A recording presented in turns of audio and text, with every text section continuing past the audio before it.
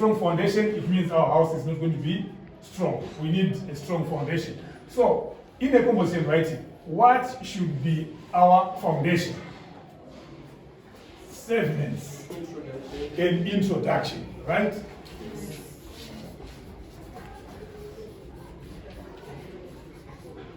Introduction. What makes a good introduction? Can someone try? How do we make a good introduction? Because we're not only going to be writing a composition, but we want to write a good composition. What makes a good introduction?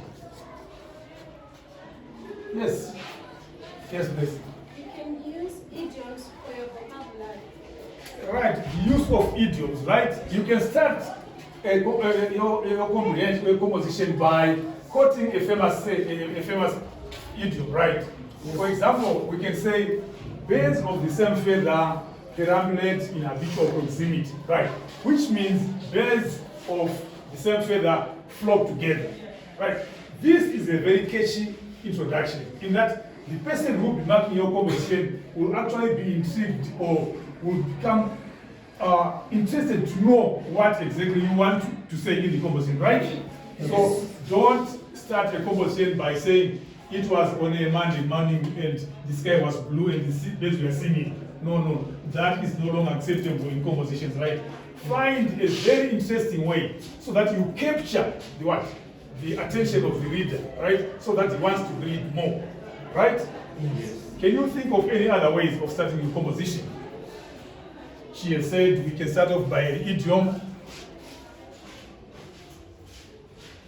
Yes, Felix? Giving a hint of what you're going to say. Giving a hint of what you're going to say. Right. A hint is just a clue, right, of what you're going to be saying.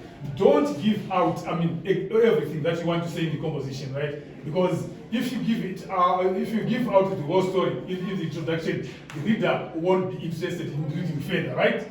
So just give a clue of what you're going to be writing in the composition. Okay, fine. Yes, you got a question, that's The word started and it was began in 15 seconds. That's very good. Can you play bass for him? Pop, pop, pop, pop. Those were the guns sounding in the village. But such a composition actually makes the person want to know more about what is going to come, right? That is a very good introduction. Thank you. Anyone to try another way of starting a composition?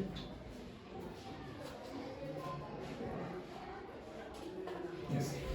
The land of flowing milk and honey is not what we see no more. Right. You see, that is a very interesting part. Can you play this for him as well? Right. What he's saying is a land of honey is not what we see no more. It's not what we see no more. Right.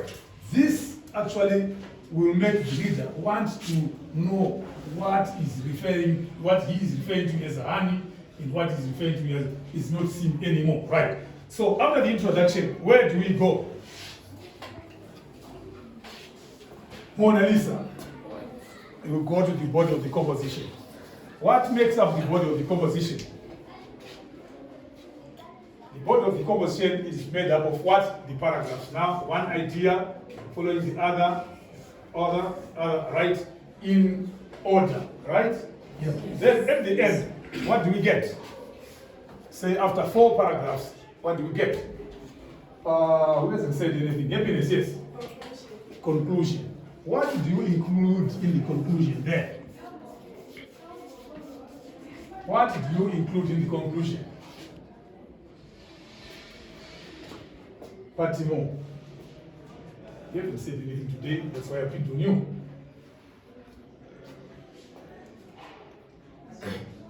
Yes, Princess, thank you.